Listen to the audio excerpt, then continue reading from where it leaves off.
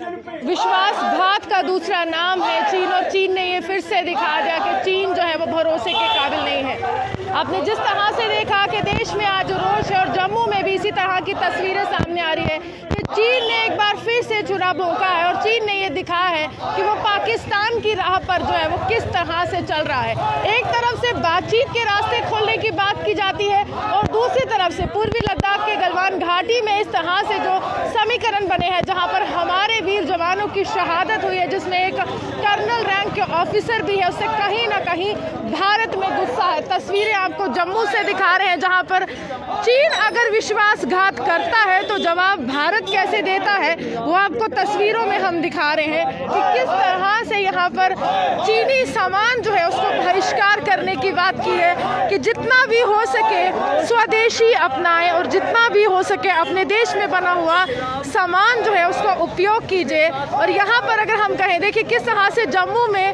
रोष जो है वो प्रकट किया जा रहा है और यहाँ पर जो चीनी सामान है, चाहे हम यहाँ पर टीवी की बात करें, तमाम ये खिलौनों की बात करें, उनको जलाने की जो कोशिश है यहाँ पर की जा रही है। तस्वीरें जम्मू के रानी पार्क से दिखा रहे हैं जहाँ पर डोगरा फ्रंट शिवसेना अपना रोष प्रकट कर रही है और जिस तरह से हमारे वीर जवानों की शहादत हुई है, पूरा देश आज गुस्से में है, पूरा देश जो है आज बदला चाहता है और पूरा देश जो है इस सवाल का जवाब जो है वो चीन से चाहता है कि आखिरकार शांति दूत बनने वाला चीन इस तरह से अपना चेहरा दिखाएगा। किसी ने सोचा नहीं था। पिछले कुछ समय से पूर्वी लद्दाख में इस तरह की गतिविधियां हो रही है जहां पर सैनिकों की संख्या जो है दोनों ओर से बढ़ाई गई और दोनों ओर से जब ये संख्या बढ़ाई गई तो यहाँ पर ये कहा गया चीन की तरफ से कि हम बातचीत के रास्ते ही सब कुछ सुलझाएंगे। ये चीन का तर्क था, लेकिन कहीं ना कहीं कल जिस तरह से हमारे वीर जवानों की शहादत की पुष्टि होती है, पूरा देश जो है गुस्से में है और चीनी सामान को बहिष्कार करने के साथ साथ चीनी सामान को जलाया जा रहा है और यहाँ पर ये स्पष्ट किया जा रहा है कि अब बहुत हो गया, चीन को सबक सिखाना होगा, अब बहुत हो गया, चीन को ये बताना होगा। चीन के राष्ट्रपति शी जिनपिंग की तस्वीर पर जूते चप्पल बरसाकर यहाँ पर अपना रोष जो है वो प्रकट किया जा रहा है और ये बताया जा रहा है कि किस तरह से चीन ने एक बार फिर से जो है वो छुरा भोंका है और चीन ने ये दिखाया है कि उसकी असली चेहरा क्या है। ये वो सामान है जिसको जलाने की कोशिश की जा रही है, जिसको जलाया जा रहा है। और तस्वीर अगर हम दिखाएं तो चीन के राष्ट्रपति शी जिनपिंग की तस्वीर है। कहीं ना कहीं ये देशवासियों को भी संदेश है कि आपको बहिष्कार करना होगा। अगर हमारे देश के प्रधानमंत्री ये कहते हैं कि स्वदेशी अपनाएं, कहीं ना कहीं चीन को ये बताना होगा कि असलियत क्या है। भारत उत्पादन कर सकता है, भारत प्रोडक्शन कर सकता है, लेकिन भारत जो है ये सोचने पे अब मजबूर हुआ है कि जिस तरह से हम बोल रहे थे कि भारत को स्वदेशी अपनाना है, क्योंकि चीन की बात की जाए तो 70% उत्पादन जो है वो चीन से आता है। और यहाँ पर हम आपको सीधी तस्वीरें दिखा रहे हैं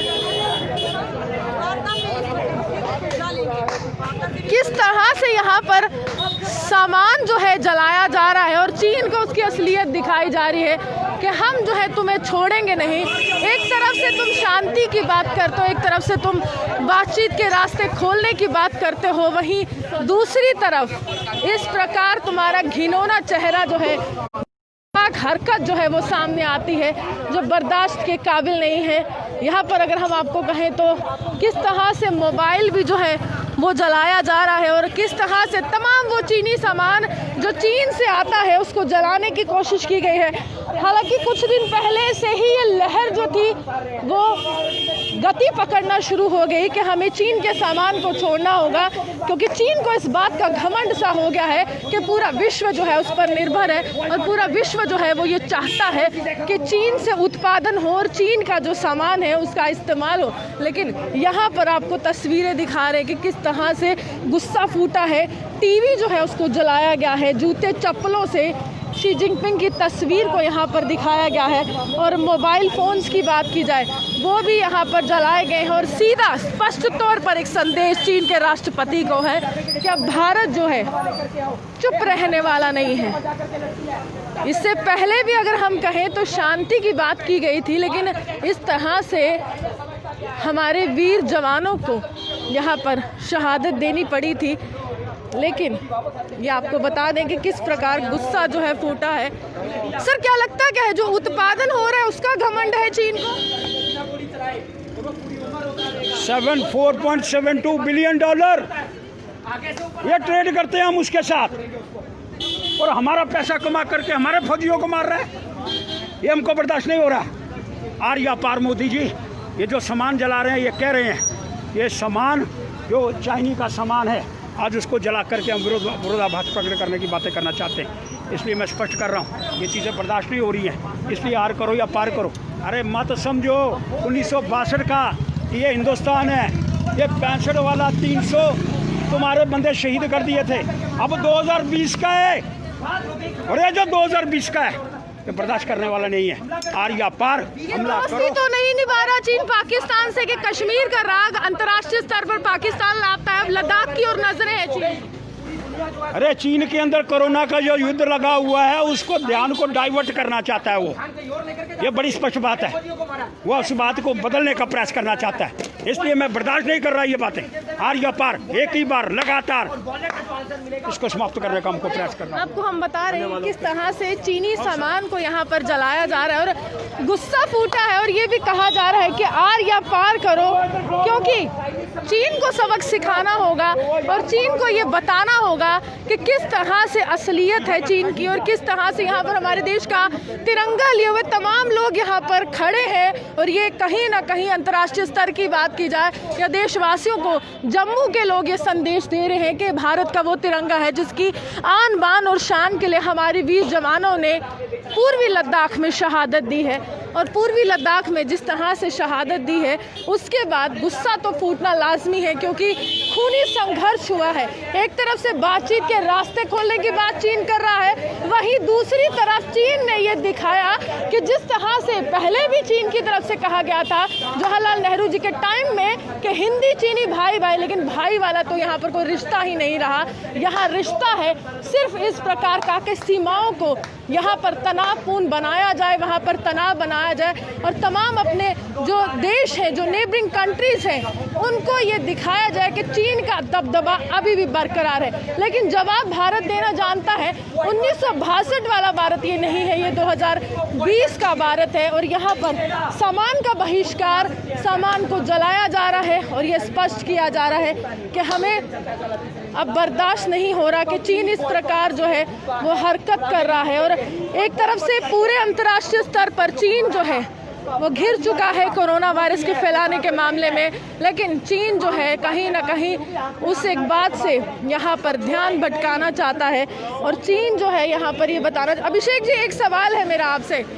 आज देश में गुस्सा है, कहीं ना कहीं चीन को जवाब मिलना चाहिए। अरे चीन को जवाब मिलना चाहिए।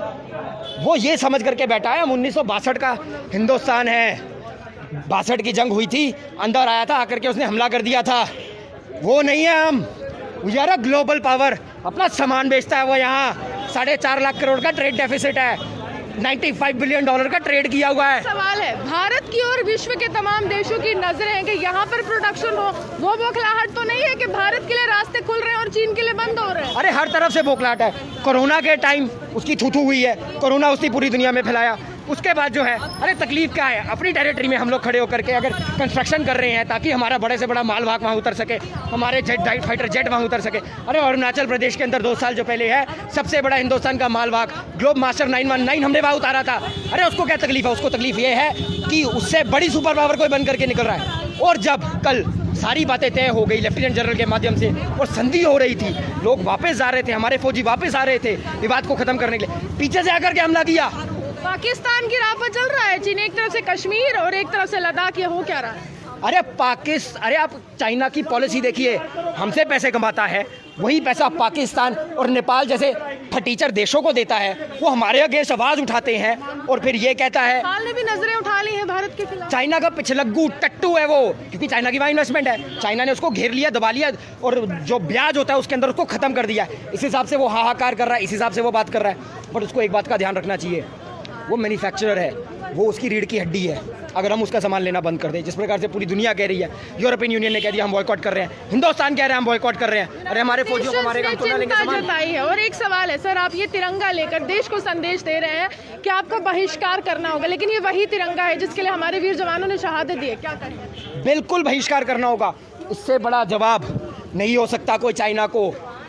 और सबसे बड़ी बात, एक बड़े ही समझदार बुद्धिमान व्यक्ति ने यह बात कही थी, हमारी जो आर्मी है वो जवाब देगी गोली से, हम जवाब देंगे वॉलेट से, अपने पैसे से। चाइनीज़ सामान नहीं, वैसे भी तो घटिया ही होता है, 2 दिन चलता है, तीसरे दिन चलता नहीं है। अरे दिवाली की बात लेते हैं, पिछली दिवाली को हम लोगों ने चाइनीज़ लाइट्स नहीं ली, असलियत दिखाई थी, असलियत दिखाई थी, औकात सामने आ गई, तभी से तो डीएस्केलेशन शुरू हो गया। अरे हम लोगों ने अपने किसानों का सामान लिया, हम लोगों ने मिट्टी के दिए जलाए, हुआ क्या? वातावरण के लिए अच्छा, हिंदुस्तान का जो किसान है वो आत्मनिर्भर हो गया, सशक्तिकरण हो गया उसका। और वैसे भी जो है चाइनीज़ सामान का कोई भरोसा तो है नहीं। अरे आप एक छोटा सा उदाहरण देखिए, अभी हमने यहाँ पर जो है चाइनीज़ मांझा चलाया है। चाइनीज़ मांझा है क्या? चाइना के अंदर वो सामान जो वहाँ के वातावरण के हिसाब से बहुत बुरा है, वो उसको लेकर के उसका कुछ ना कुछ सामान बना करके हिंदुस्तान में भेज देता है। अरे राखी के दिन, जन्माष्टमी के दिन जिस समय चाइनीज़ मांझा लगता है लोगों के गले में, मौत होती है। अरे वो अपना सारा घटिया सामान यहाँ बेचता है, हम क्यों लेंगे? Complete boycott. भारत, एक सवाल है, आखिरी सवाल है, देश के प्रधानमंत्री ने कुछ दिन पहले स्पष्ट कर दिया कि आपदा को अवसर बनाइए। बौखलाहट है शी जिनपिंग में कि अवसर बना रहे हैं और कोरोना से घिर चुका है। अफसर भी बना रहे हैं, बौखलाहट भी है शी जिनपिंग में, लेकिन एक बात हम लोगों को बड़ा ध्यान से सोचना पड़ेगा। अरे चाइना की पॉलिसी यही है, जिस समय प्रधानमंत्री जी ने गुजरात में बुलाया, अपने गांव में लेकर के गए, नर्मदा रिवर फ्रंट पर लेकर के, साबरमती से रिवर फ्रंट पर लेकर के, उसने किया क्या? उसके बाद जाकर के हमला कर दिया। उसका काम ही यही है, उसका कार्य ही यही है। अरे वो धोखा देता है, हमला करता है, ड्रैगन है ना, उसकी चाल ही यही है। अरे क्या तकलीफ है अगर हम अपनी वैली, अपनी साइड पर खड़े होकर के गलवान वैली में कंस्ट्रक्शन करते हैं, किसी को क्या तकलीफ है? वो ये समझता है हम तिब्बत है या हांगकांग है, अंदर आएगा हम लोगों को दबाने की कोशिश करेगा। ताइवान पे हिंद महासागर में कहीं ना कहीं विस्तार कर रहा है। इसकी नीतियां जो है इस प्रकार है कि तमाम जो पड़ोसी देश है उसको डराया जाए, दबदबा बरकरार रखे, और कहीं ना कहीं ये बताए कि मैं सुपर पावर हूँ, मैं वहाँ एग्जिस्ट करता हूँ, अब यहाँ पर आ ही नहीं सकता। अरे वो पॉलिसी खत्म हो गई। अब इंडिया की संधि हुई है ऑस्ट्रेलिया के साथ, ऑस्ट्रेलिया की संधि हुई है अमेरिका के साथ, उनके जितने भी पोर्ट हैं हम लोग उसको इस्तेमाल करेंगे। वहाँ पर बड़ी बड़ी सबमरीन का शिप्स का डिप्लॉयमेंट होगा, और उस डिप्लॉयमेंट के बाद जो है साउथ चाइना सी के अंदर जो अपनी दादागिरी बना करके बैठा है, जो कहता है ये मेरा है, यहाँ पर कोई नहीं आ सकता, वो नहीं चलेगी। अरे वो भूल क्यों जाता है? अमेरिका ने अभी ट्रेड वॉर की थी, सारा सामान बंद कर दिया था, हालत ख़राब हो गई थी, भीख मांगने जैसी हालत हो गई थी।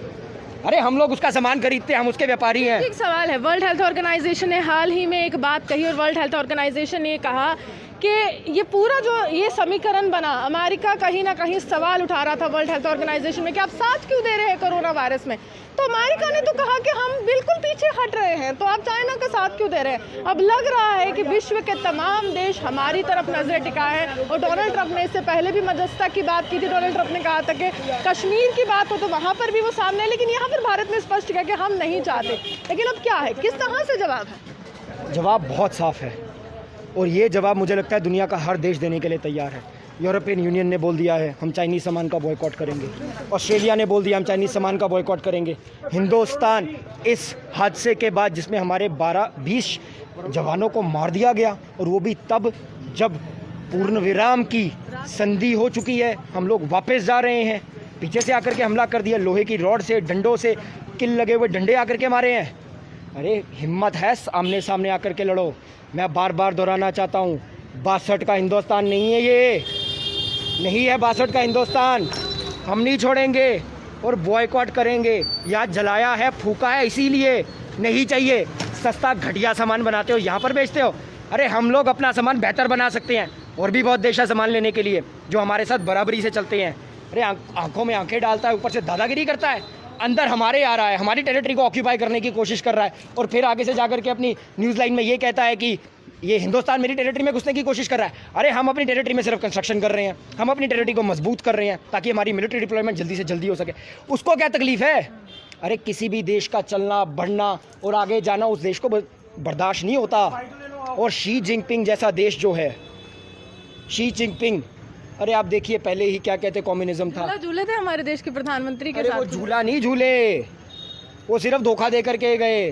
कहा आइए आपके साथ बैठ रहा हूँ, लेकिन पीछे से जाकर के आपके पीठ में आकर के चाकू भी भोंक दूंगा, आपको पता भी नहीं चलेगा। जो चाइना की पॉलिसी रही है, we as Indians we have to decide, boycott करना पड़ेगा। अरे है भी क्या, घटिया सामान, हल्का सामान, वाहियात सामान। टिकटॉक जैसी ऐप है, क्या है वो, क्या जरूरत है डालने की। चलिए, साफ तौर पर एक ललकार है भारत की, साफ तौर पर यहाँ पर भारतवासियों ने ललकारा है चीन को और सीधे तौर पर ये स्पष्ट कर दिया है कि हम उस देश के वासी हैं जहाँ पर हम स्वदेशी अपनाने में विश्वास रखते हैं। दिवाली में हमने दिखाया था कि किस तरह से चीन को झुकना पड़ा है। हमने दिए जलाए थे, हमने उनकी जो लाइट्स जो थी, चाइनीज़ लाइट्स नहीं जलाई थी। शायद वहीं से चीन को अंदेशा हो गया था कि भारत अब पीछे हटने वाला नहीं है, भारत आत्मनिर्भर बनेगा और इस तरह से बनेगा कि विश्व के तमाम देश हमारी ओर अगर आकर्षित है तो भारत की नीतियाँ ये है कि हम कूटनीतिक तौर पर काफ़ी ज़्यादा मजबूत है पूरे विश्व में। इसी के साथ